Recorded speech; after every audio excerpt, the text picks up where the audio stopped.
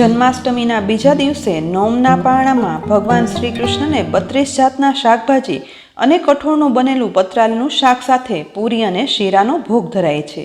તો આજે આપણે 32 જાતના શાકભાજી અને કઠોળનો ઉપયોગ કરી પતરાલીનું શાક બનાવીએ. પતરાલીનું શાક બનાવવા માટે આ સિઝનમાં જોઈએ ને તે બધા શાકભાજીનો ઉપયોગ થાય છે.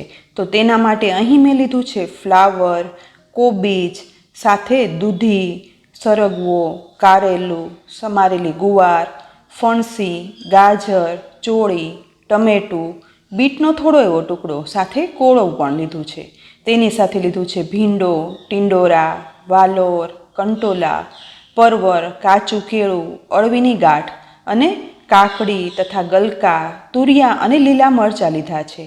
ચતુર્માસ હોવાના કારણે ભગવાનને 32 જાતના શાકમાં રીંગણ અને લસણ ડુંગળીનો ઉપયોગ નથી કરવામાં આવતો, માટે તે નથી ધરાતા.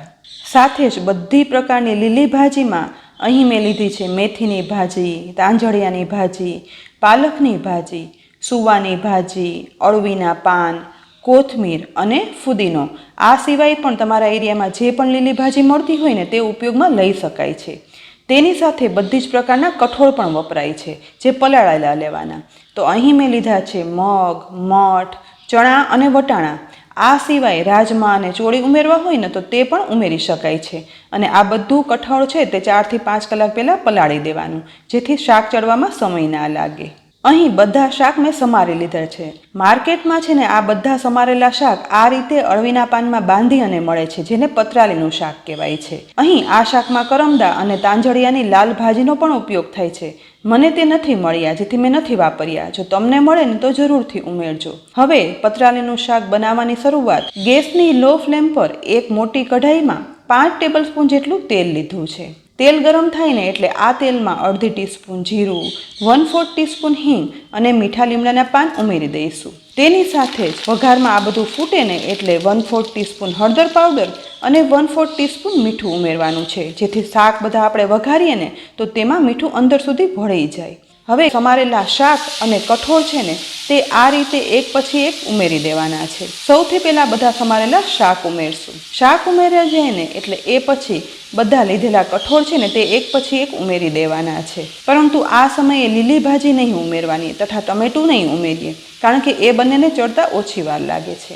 બધા શાક અને કઠોળ ઉમેરાઈ ગયા પછી તેને વઘારમાં એકદમ સરસ ચલાવી અને મિક્સ કરવાના છે, જેથી બધો વઘાર તેલ છે ને તે બધા શાકભાજી કઠોળમાં ભળી જાય. બસ ત્યાર પછી અત્યારે આ સમયે પાણી નહીં ઉમેરીએ, કારણ કે આ શાકને આપણે તેલમાં જ ચડવા દઈશું, જેથી તે એકદમ મીઠું બને. હવે ગેસની ફ્લેમ લો રાખતા જ ઢાંકણ ઢાંકી અને લગભગ 6 થી 7 મિનિટ ચડવા માટે રાખશું. આ સમયે વચ્ચે વચ્ચે ઢાંકણ ખોલતું જવાનું અને થોડી થોડી વારે શાકને ચલાવતું જવાનું, જેથી શાક ચીપકે પણ નહીં અને બધી બાજુ સરસ ચડી જાય. આ શાકને ચડતા લગભગ 6 મિનિટ જેવો સમય થઈ ગયો છે. શાક ચડવાની સરસ સુગંધ પણ આવી રહી છે અને પ્રેસ કરતા જુઓ શાક લગભગ 70% જેવા ચડી ગયા છે. તો બસ આ સમયે આપણે બધી ભાજી છે ને તે ઝીણી સમારી લીધી છે. તો આ બધી ભાજી એક પછી એક ચડતા શાકમાં ઉમેરી દેવાની છે. ભાજી ઉમેરાઈ જાય ને એટલે એ પછી સમારેલા ટમેટાં છે ને તે પણ ઉમેરી દઈશું, કારણ કે ભાજી અને ટમેટાને ચડતા સમય નથી લાગતો. હવે ફરી એકવાર બધું મિક્સ કરી દેવાનું છે અને ત્યારબાદ ફરીથી ઢાંકણ ઢાંકી વધારે 3 થી 4 મિનિટ ચડવા દઈશું, જેથી શાક સાથે બધી ભાજીઓ અને ટમેટાં મિક્સ થઈ અને સોફ્ટ થાય અને ચડી જાય. લગભગ 3 થી 4 મિનિટ ચડ્યા પછી હવે ફરીથી કઢાઈનું ઢાંકણ ખોલશું.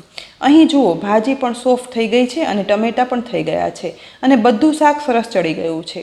તો આ સમયે શાક થોડું એવું રસરસતું થાય ને તે માટે અડધો કપ પાણી ઉપરથી આ રીતે ઉમેરી દેવાનું છે, જેથી શાક થોડું એવું રસરસતું બને. તેની સાથે જ મસાલામાં 1 ટીસ્પૂન લાલ મરચું પાવડર, 1 ટીસ્પૂન ધાણા જીરું પાવડર, અડધી ટીસ્પૂન ગરમ મસાલા પાવડર, 1 ટીસ્પૂન ખાંડ અને ટેસ્ટ કરી સ્વાદ અનુસાર મીઠું ઉમેરશું. તેની સાથે અડધા લીંબુનો રસ પણ ઉમેરી દેવાનું, જેથી શાકમાં ગળાશ અને ખટાશથી આ શાક એકદમ ટેસ્ટી બને.